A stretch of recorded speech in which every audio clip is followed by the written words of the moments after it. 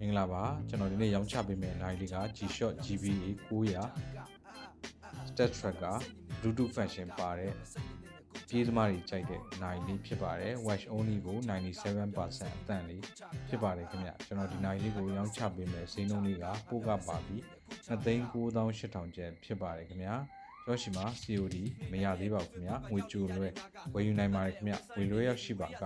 Right Express Delivery ကားဂိတ်ရောက်သည့်ပြည်စည်းမျိုးနယ်ကိုမစိုးကျွန်တော်ပို့ဆောင်ပေးပါတယ်ခင်ဗျကျိုးပတ်ရပါပါလေးပါမယ်ခင်ဗျ 97% အတန်လေးဖြစ်ပါတယ်ခင်ဗျပြန်ကြတာလာအကုန်ဆုံးသွားတဲ့အချိန်မှာငါနိုင်လေးကိုစိတ်ဝင်စားလို့ကြိုက်နေတဲ့ဆိုရင်ကျွန်တော်ရဲ့ TikTok Messenger Facebook Messenger Page Messenger နဲ့39 2530.35 Viber မှာအသေးစိတ်ဆက်သွယ်မြင်မြန်စုံစမ်းဝယ်ယူနိုင်ပါတယ်ခင်ဗျာဒီ model ရဲ့ showroom အသေးစိတ်ကတော့ 5,300,000 အထက်မှာရှိပါလိမ့်မယ်ခင်ဗျာကျွန်တော်ရှိမှာ 97% watch only လေးကို 3,000,000 အောက် 2,98,000 ကျပ်ဖြင့်ရောင်းချပေးထားပါတယ်ခင်ဗျာဆုံးဖြတ်ကြည့်ရှုပေးလို့ကျေးဇူးပါဗျာ